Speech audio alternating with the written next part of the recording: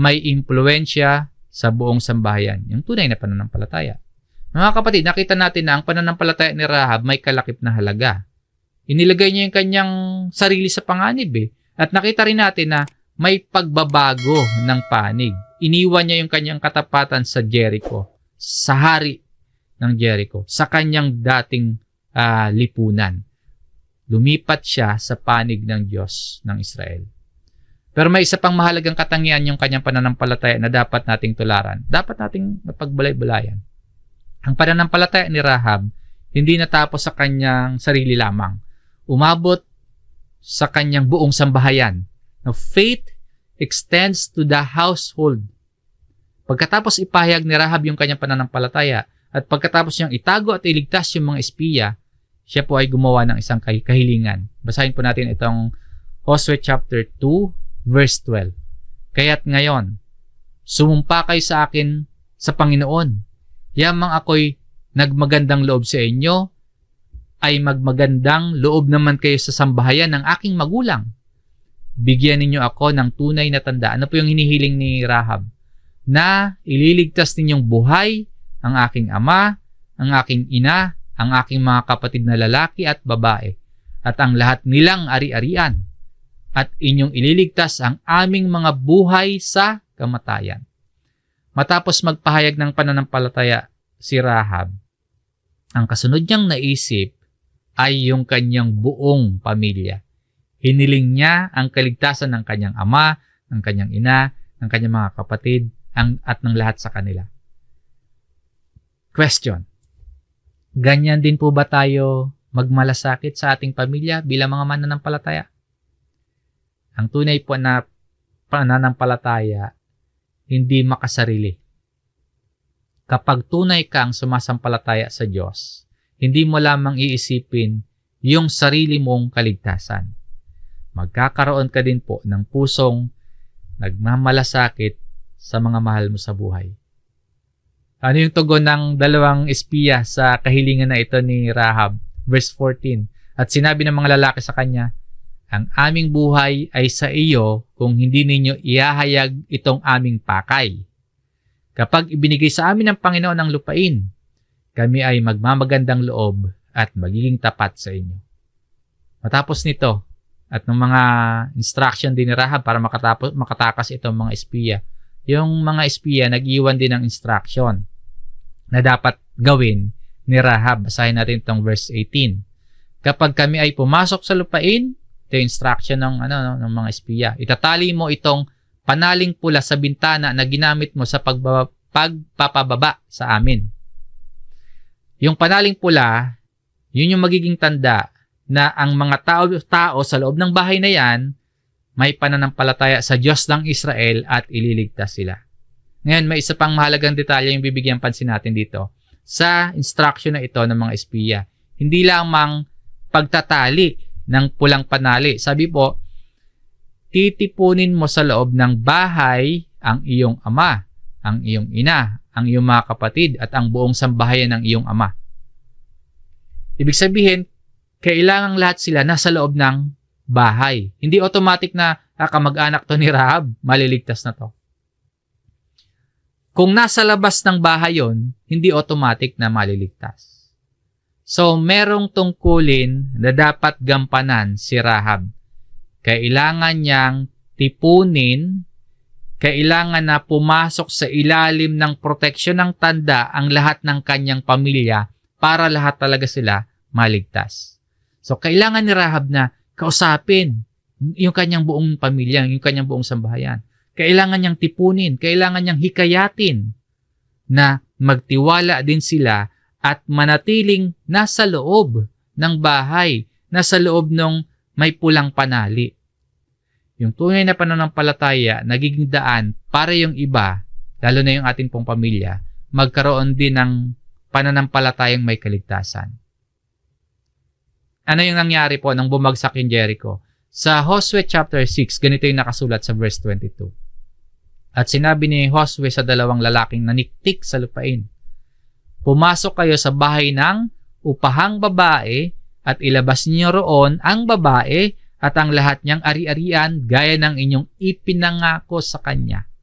Ang tinutukoy dito na upahang babae, si Rahab. Ganon din yung kanyang pamilya. Sa verse 23, kaya't ang mga binatang espiya ay pumasok at inilabas si Rahab, ang kanyang ama, ina, mga kapatid, at lahat ng kanyang ari-arian. Ang lahat niyang kamag-anak ay kanila ring inilabas at sila ay inilagay sa labas ng kampo ng Israel. So, inilabas si Rahab, inilabas ng lahat ng kanyang pamilya, inilagay sila sa may kampo ng Israel. Yung pananampalataya ni Rahab, hindi lamang nagligtas sa kanya. Yung faith ni Rahab, naging daan din po yun ng kaligtasan para sa kanyang ama, para sa kanyang ina, para sa kanyang mga kapatid at sa lahat ng kanyang mga kamag-anak. Pagtuturo po ito sa atin na kapag ang isang miyembro ng pamilya tunay na sumasampalataya sa Diyos, yung kanyang pananampalataya nagiging daan din or kaya nagiging tulay din upang yung iba pang miyembro ng pamilya madalig din sa Diyos. Si Rahab kumilos. Hiniling niya yung kaligtasan ng kanyang pamilya. At dapat makita natin ito, sumunod siya sa tagubilin. Tinipon niya sa loob ng bahay na may panaling pula yung kanyang buong pamilya. Ginawa ni Rahab yung kanyang bahagi at tungkulin para yung mga kamag-anak niya ay manampalataya din at maligtas. May faith sila kasi kung wala, edi hindi sila pumasok, hindi sila nanatili sa loob. Ginawa ni Rahab yung kanyang bahagi at kanyang tungkulin upang yung pamilya niya manampalataya din at maligtas. Ang pananampalataya ni Rahab nagtuturo sa atin na yung tunay na pananampalataya may sakripisyo. Tunay na pananampalataya may pagbabago ng panig. Iniiwan nito yung dating katapatan sa sanlibutan at lumilipat sa Diyos.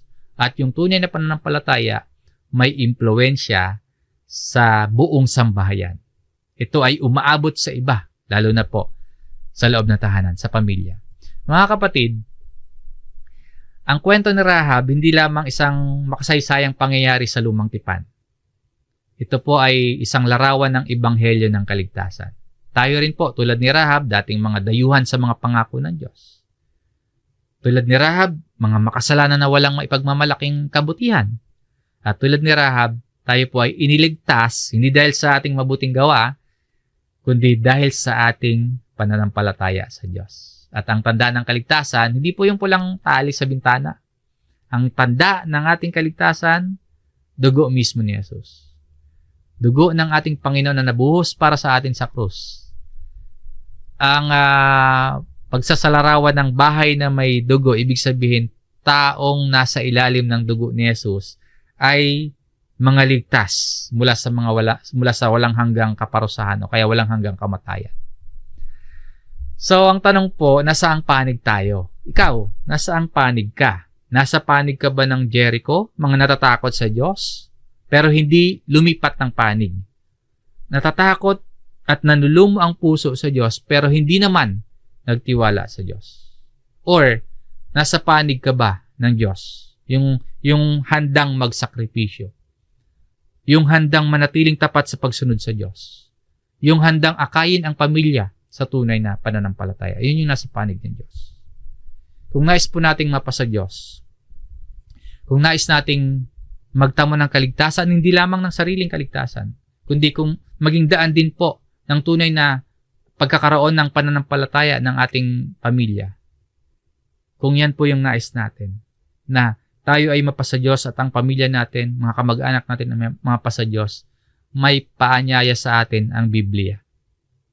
Talikuran ang kasalanan at tanggapin si Jesus bilang Panginoon at tagapagligtas. At katulad nga po ni Rahab, ang tunay na pananampalataya may kalakip na halaga, may sakripisyo, may pagbabago ng panig at merong impluwensya sa tahanan, sa sambahayan. Nawa po ang ating pananampalataya ay hindi manatili sa ating sarili lamang, kundi maging tulay din tayo ng pagkakaroon ng pananampalatayang nakapagliligtas para sa ating buong pamilya, para sa ating mga kakilala. Ang tunay na pananampalataya may kaakibat ng paninindigan. Ang tunay na pananampalataya may bunga ng katapatan sa Diyos.